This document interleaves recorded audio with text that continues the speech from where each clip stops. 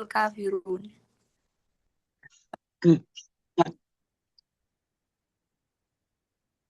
A'udzu billahi minasyaitonir rajim. Bismillahirrahmanirrahim. Qul ya ayyuhal kafirun. La a'budu ma ta'budun. Wala antum abiduna ma a'bud. Wala ana abidum ma abattum. Wala antum abiduna ma a'bud. Lakum dinukum waliyadin. Masya Allah. Barakallahu fiik. Siapa yang ingin baca lagi? Tafadhali. Ustazah. Naam, tafadhali Bu Nur Firdaus. A'udzu billahi minasyaitonir rajim. Bismillahirrahmanirrahim. Qul ya ayyuhal kafirun. La a'budu ma ta'budun. Wala antum abiduna ma a'bud. Wala ana abidum ma abattum. Wala antum abiduna ma a'bud. Lakum dinukum waliyadin. Barakallahu fiik. Alhamdulillah. Surat Al-Kafirun. Surat Al-Kafirun yang artinya orang-orang kafir. Nah, surat Al-Kafirun artinya apa? Orang kafir. Orang-orang kafir. Surat Al-Kafirun karena ada kata Qul ya ayyuhal kafi ya ayyuhal kafirun. Maka karena ada kata Al-Kafirun diambil dari kata Al-Kafirun maka dinamakan surat Al-Kafirun. Tapi surat ini memiliki nama yang lain. Di antara nama lain surat Al-Kafirun yaitu Al-Kafirun. Ya, pertama. Kemudian surat yang kedua yang belum kita ketahui, ulama mengatakan nama lain Al-Kafirun itu surat Qul ya ayyuhal kafirun. Ya. Nama lain, ayo baca surat Qul ya ayyuhal kafirun. Nah, itu berarti surat Al-Kafirun. Nama lain lagi dari surat Al-Kafirun yaitu surat Al-Ikhlas. Nama lain dari surat Al-Kafirun itu surat Al-Ikhlas. Limadha? Apa bedanya surat Al-Ikhlas, Al-Kafirun dan surat Al-Ikhlas yang Qul huwallahu ahad, Allahus samad, lam yalid wa lam yulad, wa lam yakul lahu kufuwan ahad. Ini Al-Ikhlas. Al-Kafirun juga nama lainnya adalah Al-Ikhlas. Perbedaannya apa? Nah, di sini harus kita paham. Kalau Al-Ikhlas di surah Al-Kafirun itu pemurnian ibadah kita kepada Allah.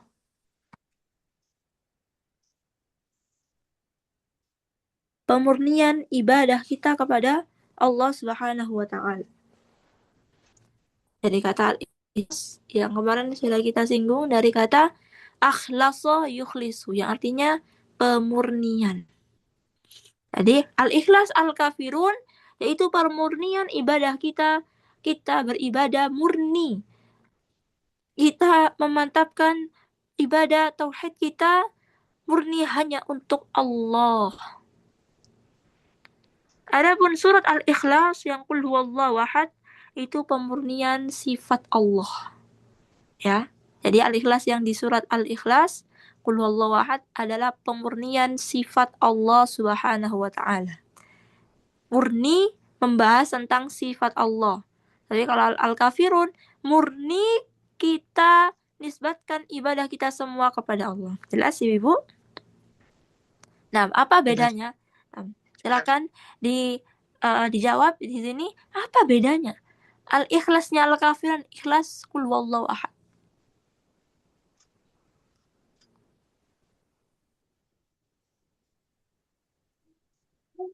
Fadli, Bu Eli? Kalau kalau di surat Al-Kafirun itu adalah pemurnian kita atau ibadah tauhid hanya untuk Allah. Sedangkan di surat Sahih. Al-Ikhlas Wahad itu adalah pemurnian tentang sifat-sifat Allah. Sahih, Masya Allah. Barakallahu fiik, Bu Eli. Nah, sekarang kita bahas ke sebab turun ayat surat ini, surat Al-Kafirun. Sebagaimana surat Al-Ikhlas memiliki sebab turun, ya kemarin seorang Yahudi datang pada Rasulullah bertanya tentang sifat-sifat Allah. Nah, di sini kaum musyrikin. Di sini kaum kafir Quraisy. Yang dimana mereka menghalang-halangi dakwah Nabi Shallallahu Alaihi Wasallam. Yang mereka tidak dan benci dengan dakwah Islam semakin pesat dan pesat. Maka mereka sudah melakukan berbagai cara, dari menindas pengikut Nabi, yang kedua dari menisbatkan Nabi dengan sahir, penyihir, kemudian kadzab, pendusta, ya, kemudian kafir, orang yang kafir, sobi, orang yang murtad dari agamanya, kemudian sampai Nabi Shallallahu Alaihi Wasallam dibunuh, ya. Maka tidak mempan semua itu untuk menghentikan dakwah al-Islam. Maka mereka memikirkan dengan cara yang halus. Setelah mereka memiliki cara untuk menghalangi dakwah ini dengan cara yang kasar, dengan cara yang keras, dan itu tidak menghalangi semangat dan bertambah banyak pengikut Nabi, maka yang kedua, orang kafir Quraisy mengusahakan untuk menghalangi dakwah Nabi dengan cara yang lembut. Yaitu dengan apa? Toleransi. Ya, dengan toleransi. Maka di sini, ya Muhammad, dalam hadis Rasulullah, ya Muhammad, kaifa na'budu rabbakum sana wa ta'buduna rabbana sana.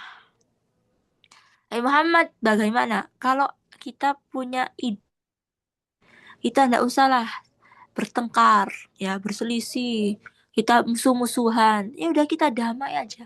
Gimana kalau kita setahun sembah Tuhanmu?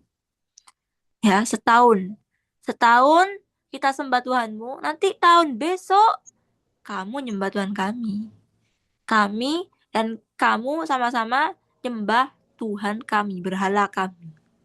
Ya, Lata, Uzza, berhala-berhala kaum kafir Quraisy yang ketika itu ada 300-an berhala di sekeliling Ka'bah. Maka apakah boleh kita bertoleransi dalam agama kita? Kita mengikhlaskan tauhid kita, ya. Maka langsung turun surat Al-Kafirun. Turunlah surat Al-Kafirun menjelaskan tentang bahwa toleransi dalam agama, kita ikut-ikutan dalam agama Nasoro, Yahudi, ya, kita mengucapkan Natal demi toleransi, maka itu tidak dibenarkan oleh syariat kita. Bahkan Allah Subhanahu wa taala mengatakan mereka itu kafir. Allah tidak segan-segan mengatakan mereka dan menjuluki mereka apa? Kafir. Jadi Allah di surah Al-Kafirun menjawab penawaran mereka, dan jawaban Allah ini penolakan yang tegas, tidak boleh kita campur adukkan ibadah tauhid kita. Ya. Ini sebab turunnya surat Al-Kafirun.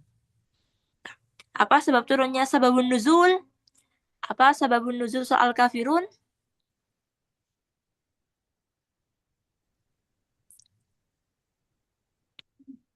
Bisa dibantu?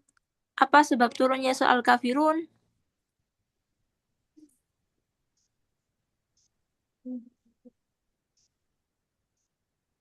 Secara singkat. Secara singkat, Mereka mengajak bertoleransi, Ustazah. sahih. Ada sebagian kaum musyrikin setelah mereka mengajak dengan tawaran yang keras, sekarang mereka mengambil cara yang lembut untuk supaya menawarkan kepada Rasulullah dengan toleransi bersama. Makna dan tafsir surat Al-Kafirun. Makna dan tafsir surat Al-Kafirun.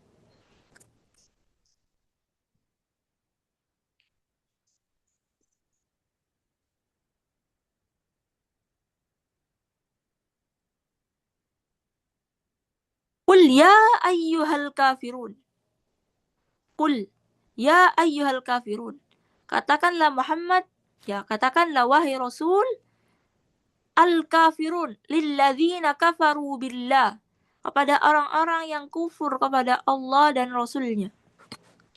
Katakanlah kepada orang yang menawarkan kepada engkau, wahai Rasul, untuk toleransi dalam ibadah, al-kafirun, hai orang-orang kafir. Ya, katakanlah kafir kepada mereka. Ya ayyuhal kafirun. Ya, katakanlah kafir kepada mereka.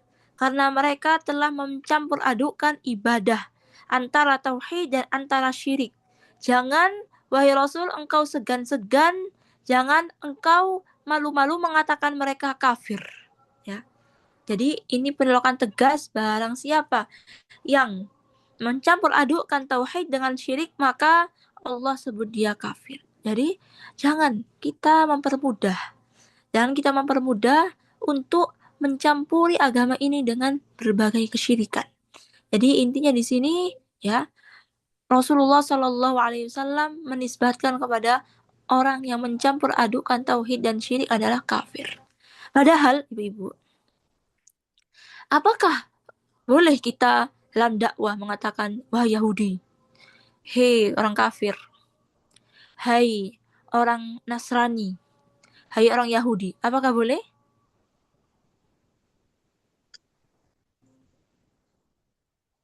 Tidak. Tidak boleh. Asalnya kita harus berdakwah dengan ud'u ila rabbika bil hikmati wal mau'izatil hasanah wajadilhum billati hi ahsan.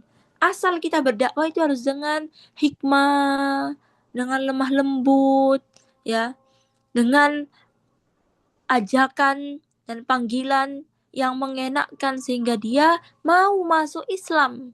Tapi di sini artinya apa? Artinya di sini vonis.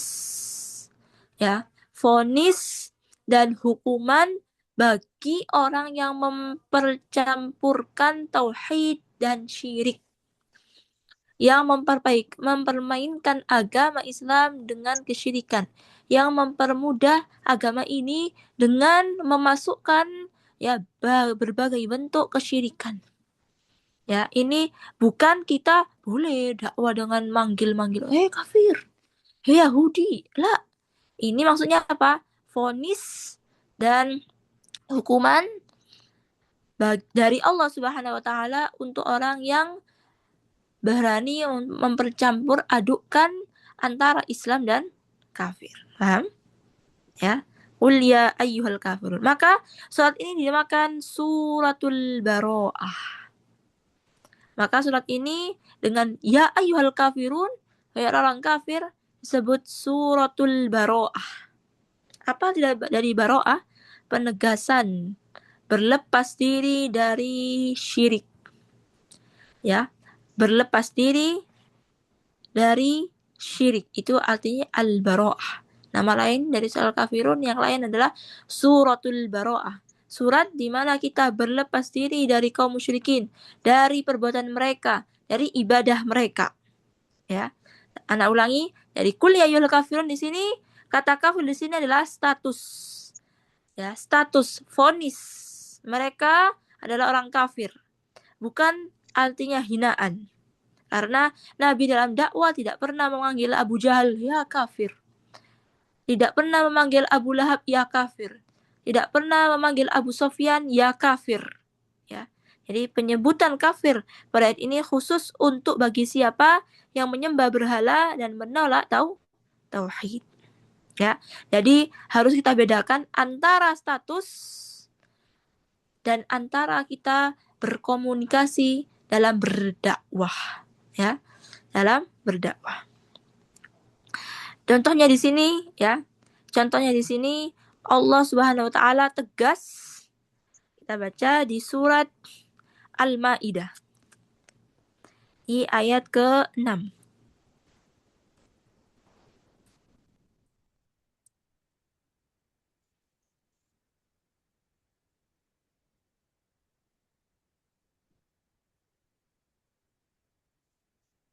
Nah, laqad kafara alladzina, surat Al-Maidah ayat 72. Ana bacakan. Surat Al-Maidah ayat 72, Allah Subhanahu wa taala berfirman, "Laqad kafara alladzina qalu innallaha huwal masih ibnu Maryam wa qala al-masih ya bani Israil a'budullaha rabbi wa rabbakum." إنه من يشرك بالله فقد حرم الله عليه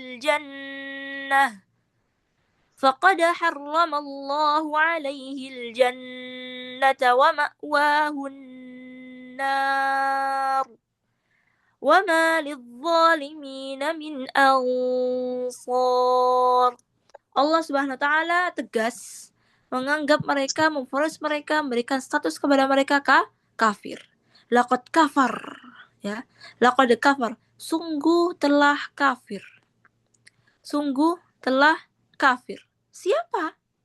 Siapa? Ini penegasan Allah. Allah tidak main-main. Allah tegas. Barang siapa yang mengatakan Allah adalah Nabi Isa. Barang siapa yang mengatakan Allah adalah Nabi Isa, innallaha huwal masih ibnu Maryam. Ya. Jadi di sini artinya bukan kita memanggil orang kafir, tapi status Allah tegas. Allah tidak main-main kalau terhadap kesyirikan, terhadap kekafiran. Contoh lagi, ya. Allah mengatakan di surat sama Al-Maidah ayat 77, قل يا أهل الكتاب لا تغلوا في دينكم غير الحق. Katakanlah wahai Muhammad, wahai ahlu kitab. Wahai ahlu kitab. Nah, siapa ahlu kitab? Ada yang tahu? Siapa ahlu kitab itu?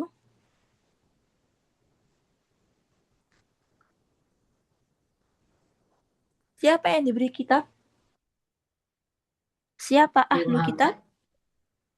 Rasulullah sallallahu alaihi wasallam. Lah, kurang sedikit. Ahlu kitab yang diberi kitab. Ya ahlu kitab. Nah, ya sahih Nabi Isa dan berarti kaumnya Nabi Isa, kaumnya Nabi Isa, kaum apa namanya? Nasrani. Sahih, Nasoro. Ada selain kaum Nabi Isa yang diberi kitab, yaitu kaum Nabi Musa. Sahih. Nah, Nabi Musa itu kaum Yahudi. Ya ahli kitab, wahai ahli kitab, yaitu orang-orang yang diberi kitab dari kalangan Yahudi dan Nasoro. Ya. Jadi Allah tegas kepada mereka. Nabi SAW disuruh jangan main-main terhadap agama Islam, dengan mempercampur adukkan dengan kesyirikan. Dengan Allah Subhanahu wa taala katakan wahai Muhammad kepada mereka, wahai ahlu kitab. Ya. Jangan kita malu-malu mengatakan mereka ya muslimin, padahal mereka bukan muslim. Padahal mereka bukan orang mukmin, tapi mereka adalah ahlu kitab. La taghlu fi dinikum. Jangan kalian berlebihan dalam agama kalian. Jadi di sini adalah vonis, bukan kita berkomunikasi. Cara berkomunikasi tetap kita harus sopan, tetapi ini adalah vonis terhadap ahlu kitab, yaitu mereka kafir karena mereka telah mempercampur adukkan antara Islam dan kafir. Kemudian ayat kedua dan ketiga, Allah Subhanahu wa taala berfirman, la a'budu ma ta'budun. La a'bud, aku tidak menyembah. Ma ta'budun, apa yang kalian sembah. Aku tidak menyembah apa yang kalian sembah, minal asnam, dari berhala-berhala, wal alihah, dan sesembahan-sesembahan. Ya. Jadi ini penegasan kepada Allah, wahai Muhammad, katakanlah aku tidak akan menyembah apa yang kalian sembah dari berhala. Jadi kaum kafir Quraisy ini menyembah berhala. Dan di antara bisikan syaitan, itu kepada orang-orang yang ahli syirik, mereka menjadikan Tuhan mereka itu adalah sesuatu yang nampak. Sesuatu yang nampak sehingga sesuatu ini hadir di hadapan mereka dan mereka sembah. Ya, sesuatu yang nampak, di mana yang nampak ini ya, mereka akan semakin semangat untuk beribadah. Sebagaimana kaumnya Nabi Nuh, mereka menganggap orang-orang soleh mereka Tuhan, sehingga mereka bangun berhala, patung. Ya, itu di antara bisikan syaitan, itu mereka menjadikan berhala, sesembahan mereka adalah sesuatu yang hadir, yang dapat dilihat, yang dapat dipegang sehingga mereka semangat beribadah. Contohnya kalau dalam sekarang syaitan bisikan kepada mereka untuk menyembah kuburan, ya. Kuburan, harus datang kuburan. Mereka menyembah kuburan, mereka menyembah ke wali-wali, mereka adakan tuh ya makamnya, mereka hadirkan patungnya. Ya, itu hakikatnya apa? Bisikan syaitan. Sehingga bisikan syaitan itu terrealisasikan dengan mereka mewujudkan sesuatu yang hadir di depan mereka. Ya, la a'budu ma ta'budun. Aku tidak menyembah apa yang kalian sembah. Aku tidak menyembah apa yang kalian sembah. Wala antum abiduna ma a'bud. Dan ini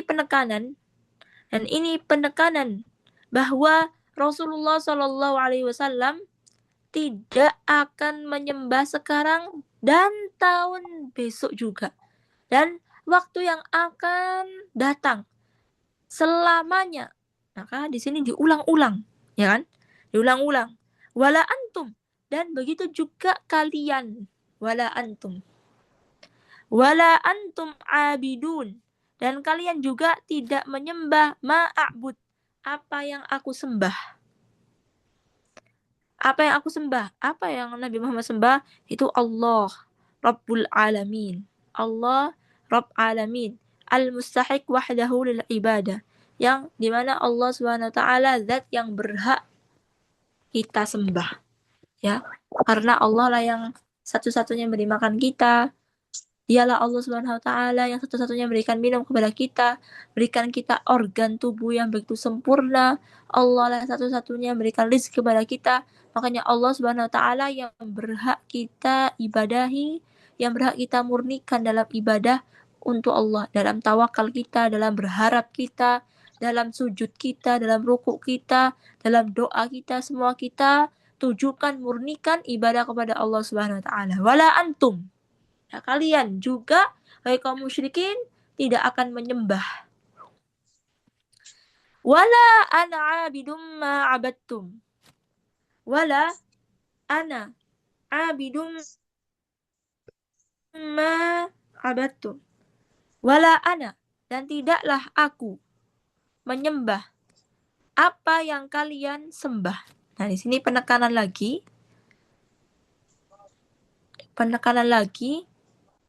penyebutan kembali, diulang lagi kedua kalinya, bahwasanya menekankan bahwa ya, Nabi Shallallahu Alaihi Wasallam dan para sahabat tidak akan menyembah Tuhan mereka selama-lamanya. Entah tahun ini, entah tahun besok, entah tahun besoknya lagi, selama-lamanya kita harus baro'ah. Kita harus berlepas diri dari segala kesyirikan. Ya, selama-lamanya. Tidak hanya tahun ini, tapi tahun besok, besok, besok, besok, besok, selamanya. Aku la ana abidum ma'abattum. Aku tidak menyembah apa yang kalian sembah. Wala antum abiduna ma a'bud. Wala antum abiduna ma a'bud. Wala antum, tidaklah kalian wahai kaum musyrikin menyembah apa yang aku sembah. Ya, diulang lagi supaya benar-benar kaum muslimin ini berlepas diri. Benar-benar berlepas diri. Kemudian di ayat terakhir, lakum dinukum waliyadin. Lakum dinukum waliyadin. Lakum dinukum, bagi kalian agama kalian, ya. Waliyadin, dan bagiku agamaku. Maksudnya apa di sini? Ya. Maksudnya di sini apa? Ayat terakhir dari surat Al-Kafirun. Lakum dinukum waliyadin. Nah, ini adalah status baro'ah. Bukan pengakuan bahwa semua agama benar. Karena sebagian kelompok mengaku bahwa lakum dinukum waliyadin adalah pengakuan bahwa semua agama benar. Salah, ya.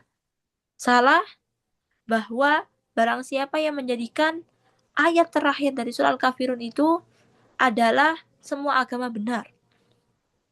Inilah tafsir yang sangat-sangat dipaksakan.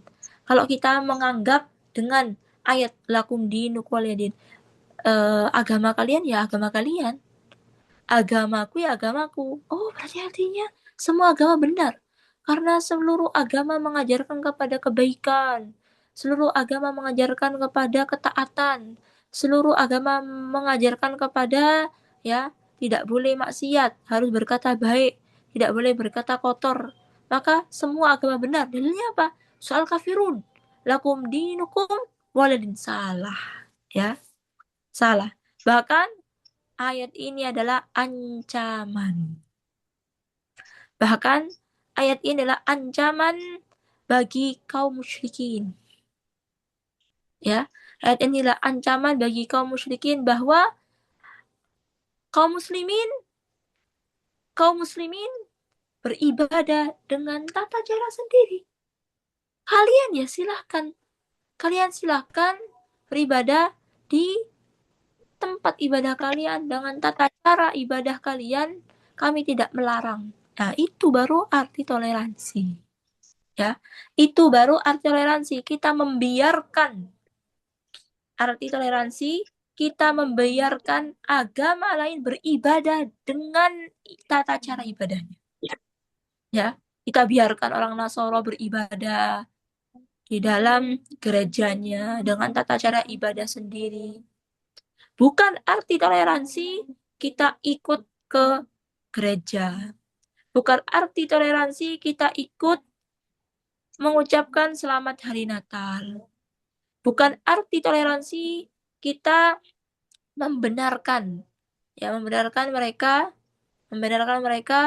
merayakan hari Natal. Ya, bukan. Arti toleransi yang sebenarnya adalah kita membiarkan mereka beribadah di tempat ibadah mereka dengan tata cara ibadah mereka. Itu hakikat toleransi. Ya, itu hakikat toleransi. Contohnya, ya, bahwa agama ini adalah agama yang benar-benar yang harus kita ikuti. Agama ini yang benar-benar diridhoi oleh Allah Subhanahu wa taala. Bahwa agama ini dan agama yang lain adalah salah. Yaitu di surat yang kita baca, surat Ali Imran.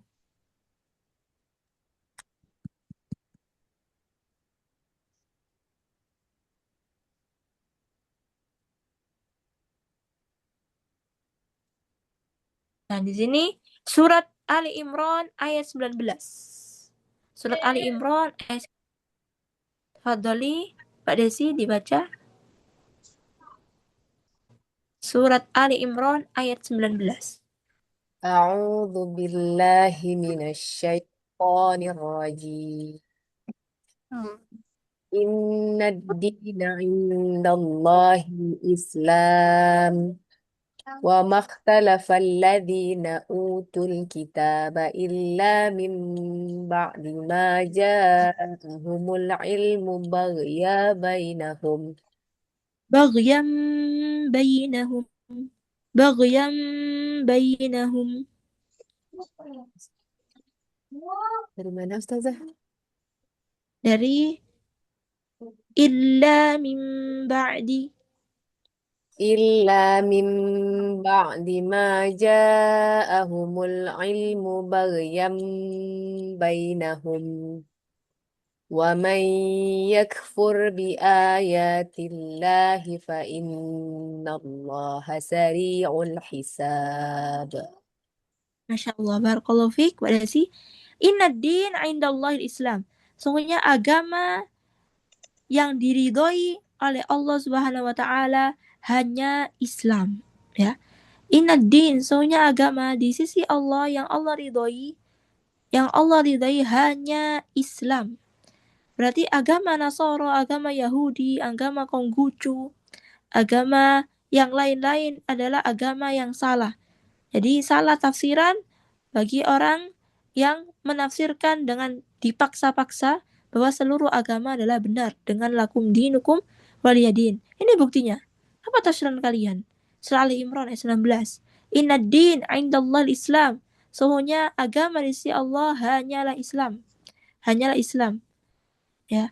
Di ayat yang lain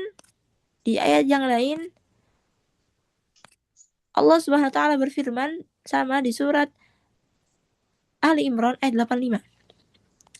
Nah, tafadhali Mbak Desi, ayat 85 dibaca. Wa man yabtaghi ghayral islami diyanan. ومن يبتغي غير الإسلام دينا فلن يقبل منه وهو في الآخرة من الخاسرين. Barakallahu fiik. Wa may yabtaghi, barang siapa yang mencari agama selain Islam. Barang siapa yang mencari agama selain Islam, fala yuqbala min, maka tidak akan diterima. Barang siapa yang beragama Nasrani, barang siapa yang beragama Yahudi, barang siapa yang beragama Konghucu, maka tidak akan diterima. Maka berarti arti lakum dinukum waliyadin bukan semua agama sama. Apa tafsiran kalian terhadap surat Ali Imran ayat 85? Allah jelas mengatakan barang siapa yang mencari agama selain Islam, maka amalannya tidak diterima. Walaupun dia baik kepada orang, walaupun dia nyumbang masjid 10 miliar, walaupun dia ngasih orang miskin dengan uangnya yang ratusan juta, falai yuqbalamin. Ya, selama dia kafir, maka amalan itu tidak sampai kepada Allah. Amalan itu tersendat, tidak akan sampai kepada Allah. La yuqbal, tidak akan diterima. Wa huwa fil akhirati minal khasirin. Dan dia di akhirat menjadi orang yang serugi-ruginya, ya.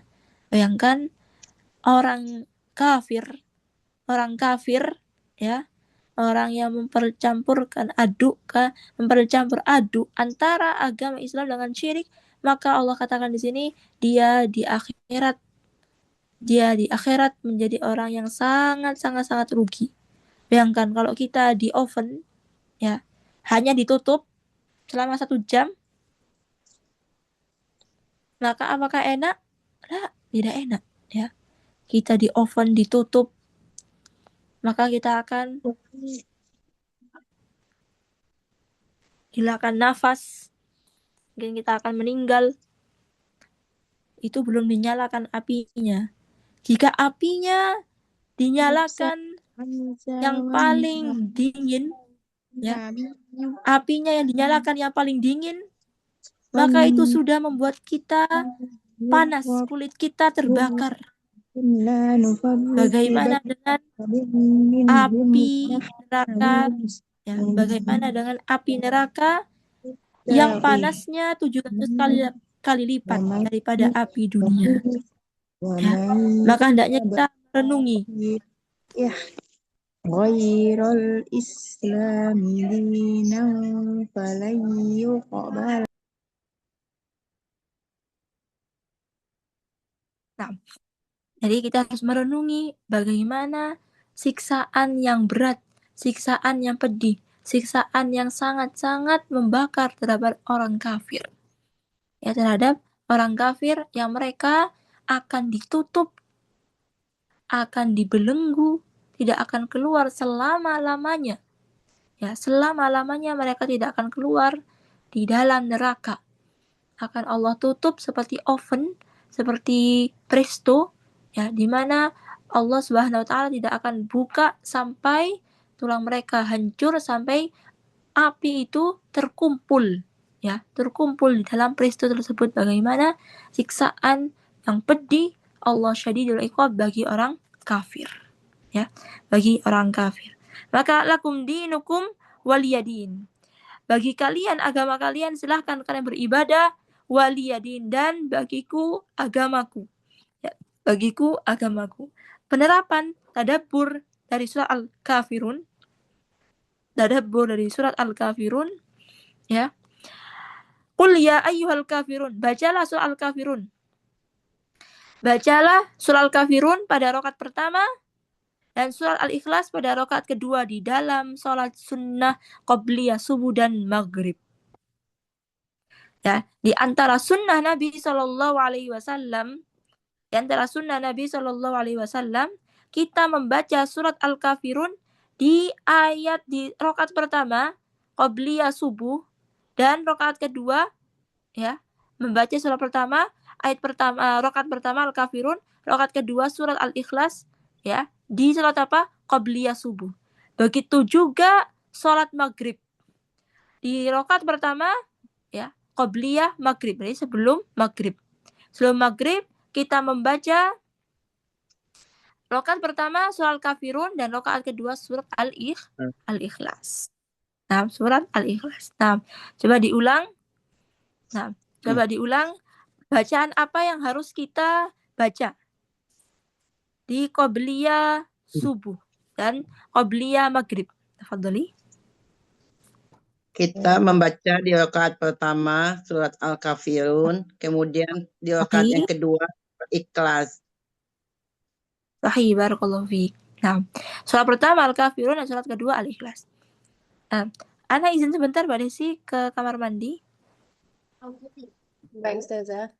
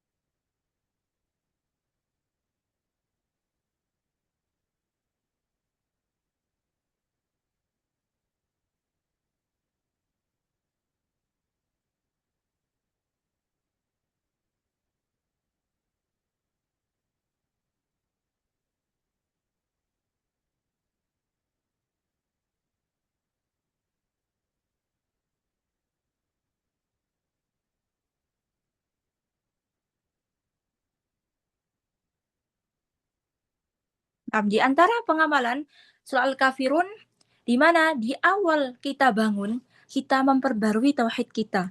Kita memantapkan tauhid kita dengan membaca surah Al-Kafirun. Karena mungkin ibu-ibu, sister soleha, mungkin kita berbuat kesyirikan yang kita tidak sadari.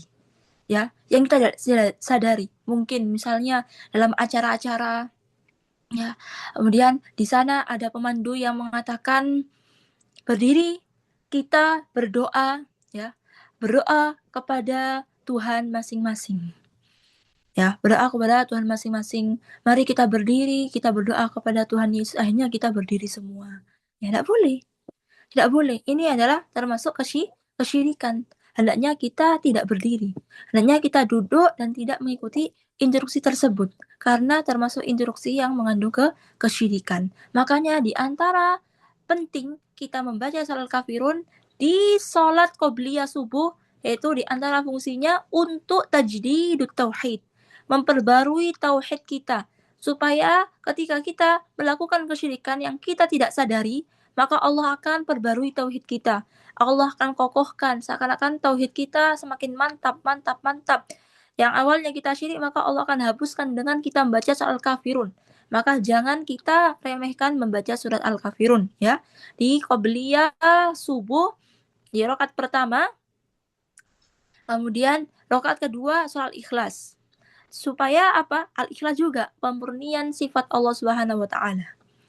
Pemurnian sifat Allah Subhanahu wa taala, maka saling lengkaplah tauhid kita, saking sempurnanya tauhid kita dengan kita membaca surat Al-Kafirun dan surat Al-Ikhlas. Ya, ketika awal bangun. Ketika di malam hari kita mau tidur, ya, Allah ingatkan lagi kita, ya, ingatkan lagi kita untuk membaca surat Al-Kafirun. Jangan lupa juga rakaat pertama, ya, Al-Kafirun, dan rakaat kedua surat Al-Ikhlas. Jangan dibalik, ya, jangan dibalik. Jadi rakaat pertama Al-Kafirun, rakaat pertama yang jangan dibalik, rakaat pertama Al-Ikhlas, rakaat kedua Al-Kafirun, ya. Jadi ini penyerapan dari surah Al-Kafirun kita baca untuk memperkuat, untuk memperkokoh tauhid kita. Kemudian di sini lakum dinukum waliyadin. Lakum dinukum waliyadin. Di sini bahaya toleransi dalam dasar-dasar akidah. Bahaya kita bertoleransi. Bahaya kita mempermudah dalam masalah akidah, dalam masalah usulan pendekatan agama-agama. Karena Allah sudah mengatakan, lakum dinukum waliyadin. Agama kalian ya agama kalian, agama kita ya agama kita. Contohnya misalnya ada kita, kalau misalnya dalam agama kita sebagai seorang insinyur, ya, kemudian kita disuruh bangun gereja, ya ini masalah agama, ditolak, jangan kita ambil, walaupun itu omsetnya tinggi. Tetapi karena masalah agama, ya, karena masalah pondasi tauhid, maka dengan tegas kita mengatakan bahwa kita tidak mengambil tawaran itu. Karena itu bermasalah dengan agama kita.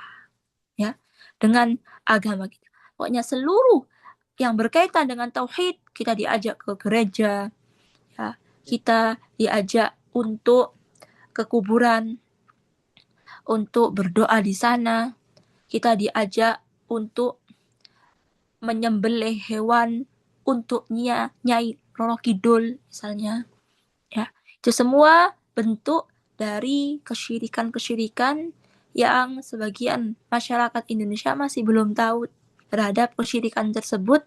Maka kita jaga agama kita, jangan sampai, ya, dihiasi kata-kata yang bagus bahwa itu toleransi, bahwa itu tidak apa-apa, bahwa itu menghormati sesama agama, tapi hakikatnya itu menjerumuskan kita ke dalam kesyirikan, ya.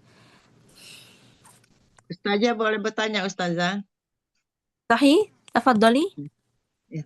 Misalnya gini, Ustazah, kita punya kawan non-muslim, Nasrani, terus kemudian dia menikah, ada pesta perkawinan anaknya, seperti kayak di gereja itu, Ustazah.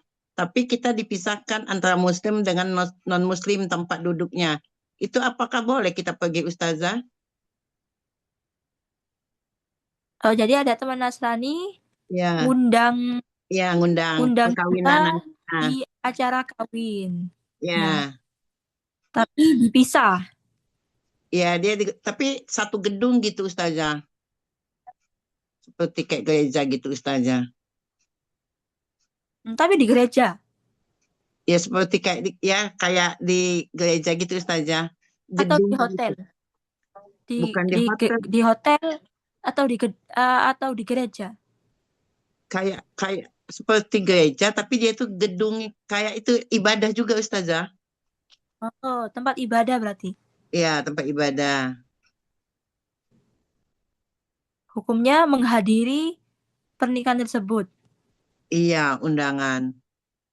Oke.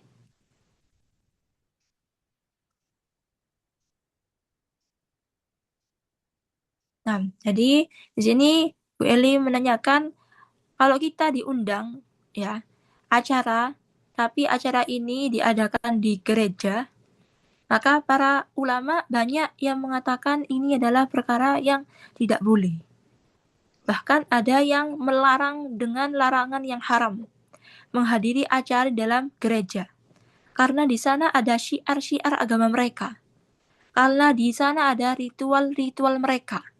Karena di sana ada doa-doa mereka kepada Yesus. Apalagi ada nyanyian ibadah, kemudian ada salib dan kemungkaran-kemungkaran lainnya. Mungkin mereka nyanyi, mungkin mereka sujud-sujud kepada Yesus, kepada Ilah dan kepada Maryam. Maka di sini dikhawatirkan kita menghadiri dan menyaksikan kebatilan mereka, ya, maka itu yang menyebabkan hal tersebut dilarang tanpa kebutuhan syar'i, ya, tanpa kebutuhan syar'i. Adapun kalau sekedar kita menghadiri walimah non muslim tanpa ikut ritual agamanya, ya, mungkin di sana tidak di gereja, cuma di hotel, kemudian kita menghadiri setelah acaranya selesai, ya, setelah acaranya selesai, maka ya itu tidak mengapa karena itu hanya hubungan sosial, hanya hubungan menjaga tetangga atau menjaga hubungan kerabat. Dengan syarat apa? Dengan syarat kita tidak menghadiri dari ritual-ritual mereka, ya, tidak menghadiri nyanyian mereka, ibadah mereka, salipan mereka dan lain-lain, ya. Jadi kita ikutnya di akhir. Ikutnya di akhir, tapi kalau misalnya acara tersebut di gereja mutlak ya haram, tidak boleh. Ya, mutlak tidak boleh walaupun tidak ada acara sama sekali, tapi kalau kita datang ke gereja, maka itu ibarat kita membenarkan agama mereka, yaitu yang mereka ibadahi di gereja. Paham, Bu Eli? Paham, Ustazah. Jazakillah khair, Ustazah. Amin. Iya. Ada pertanyaan lagi tentang surat Al-Kafirun atau berkaitan dengan akidah-akidah?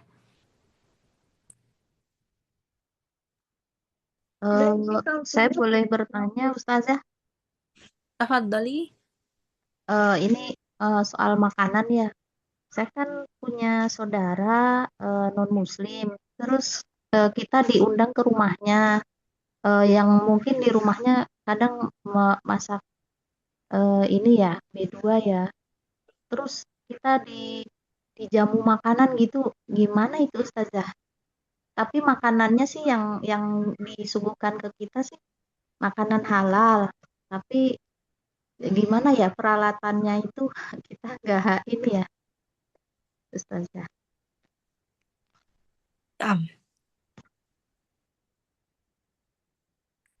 Nah, apa hukumnya kita menghadiri undangan orang kafir, di mana makanan tersebut makanan yang halal? Jadi, hukum asal peralatan makan orang kafir itu suci. Sampai kita kuat keyakinan kita bahwa makanan tersebut ada najis dan belum dicuci dan bekas babi, misalnya. Tapi kalau misalnya sekedar ragu, sekedar was-was, ya, karena mereka biasa memasak babi, maka tidak dihukumi najis. Selama kita yakin dan kita sudah tanya mungkin kepada mereka bahwa mereka tidak mencampuri dengan minyak babi, atau di sini makanannya halal semua, kambing, ayam, ikan, udang, ya, maka Allah mengatakan halal. Bahkan Nabi SAW pernah disuguhi makan oleh orang Yahudi. Ya, bahkan sampai ketika itu Nabi sampai diracuni oleh orang Yahudi, makan paha kambing yang diberi racun. Tapi Rasulullah tetap makan sehingga itu yang menyebabkan Rasulullah sakit karena dampak dari racun yang dimakan oleh Nabi SAW. Ya, jadi kalau kita yakin mereka tidak mencampur dengan bahan-bahan yang diharamkan Allah, maka boleh. Tapi kalau kita misalnya sekedar ragu, itu tidak dibenarkan. Tidak perlu dihukumi najis. Dibuka surah Al-Maidah ayat 5, Allah berfirman, "Wa ta'amul ladzina utul kitab halul lakum wa ta'amukum halul lahum." Jadi, makanan ahli kitab Yahudi dan Nasrani, jika kita yakin mereka tidak memakai bahan-bahan yang haram, atau kita sekedar ragu dan was-was, belum sampai kita yakin bahwa mereka benar-benar memakai bahan-bahan yang diharamkan Allah, maka boleh kita makan. Halal, kata Allah, hillul lakum, hal bagi kalian. Begitu juga makanan kita, hal bagi mereka. Ya, maka intinya kalau yakin bekas najis, maka jangan kita makan. Tapi kalau kita hanya ragu-ragu tanpa kepastian, maka kembali ke hukum asal, itu adalah suci. Ya, itu adalah suci. Sampai ada sahabat Nabi SAW yang bernama Abu Tha'labah Al-Khushani. Beliau pernah ditanya, Nabi SAW ditanya sama sahabat ini, Abu Tha'labah, tentang apa ya Rasulullah, kita makan di bejananya orang-orang ahlu kitab, orang Nasara dan Yahudi. Maka apa kata Nabi? Jika kalian mendapatkan di selain bejana mereka, ya, jika kalian mendapatkan selain bejana mereka, maka jangan makan dengannya. Maksudnya, jika kalian bisa makan dengan piring kalian sendiri, maka makan dengan piring kalian. Tapi jika kalian tidak mendapatkan selain makanan itu, maka cucilah lalu makanlah dengannya. Artinya boleh kita makan selama kita tidak yakin kalau mereka pakai alat-alat yang najis atau bahan-bahannya yang diharamkan Allah. Paham? Insyaallah Ustazah, jazakallahu khair Ustazah. Nah, iya Ibu Murianti. Ustazah, boleh Ustazah? Tafadhali.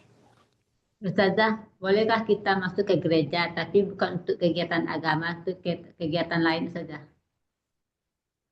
Contohnya apa? Contohnya ada kegiatan misalnya kesehatan, tapi tempatnya di gereja. Boleh Ustazah ikut sana? Nah,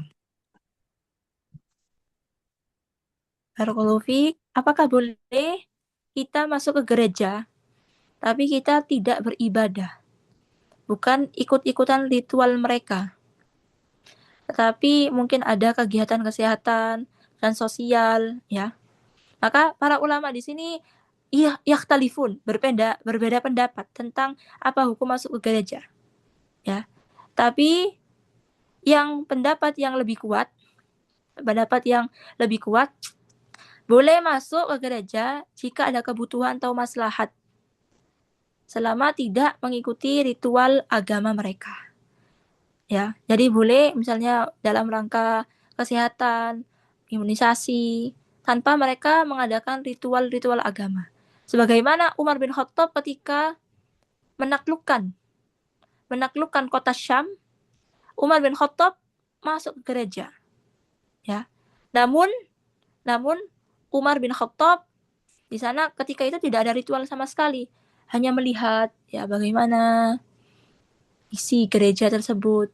Kemudian Umar bin Khattab ingin membersihkan berhala-berhala, ingin memusnahkan semua berhala-berhala yang ada di gereja tersebut, ya.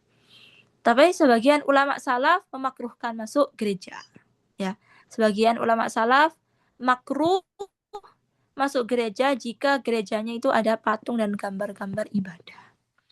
Jadi, jika kegiatannya kesehatan, intinya jika kegiatannya kesehatan atau sosial bukan ibadah, dan kita tidak ikut doa, tidak ikut nyanyian, tidak ikut mereka, ya tidak menimbulkan fitnah pada akidah kita, maka insya Allah ada keringanan untuk masuk ya. Tapi jika itu ada kegiatan ritual yang kita ikut-ikutan, bahkan kita ikut doa sama mereka, maka itu yang dilarang. Paham, Bu Nur Firdaus? Terima kasih Ustazah. Ya, barakallahu. Ustazah, Insyaallah Ustazah, kalau diundang Natal kita tidak boleh juga ya Ustazah ya, walaupun ke rumahnya Ustazah ya. undang makan Di waktu mereka ini Natal Ustazah diundang gitu misalnya makan-makan di rumahnya. di rumahnya atau di gereja?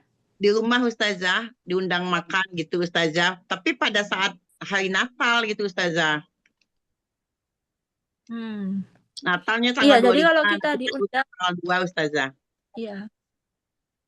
Iya, kalau misalnya setelah perayaan mereka, setelah mereka doa-doa, setelah mereka ritual, itu tidak mengapa kita kalau diundang selama makanannya halal. Tapi kalau selama ritual mereka, kita tidak boleh ikut. Oh iya Ustazah. Nah, alhamdulillah, insyaallah di pertemuan yang akan datang kita membahas surat Al-Kautsar. Barakallahu fikum. Nakhtatim bidu'a kafaratil majlis. Subhanakallahumma bihamdik. Asyhadu an la ilaha illa anta. Astaghfiruka wa atubu ilaik. Assalamualaikum warahmatullahi wabarakatuh. Waalaikumsalam warahmatullahi Warahmatullahi wabarakatuh wabarakatuh. Ustazah. Ilmunya.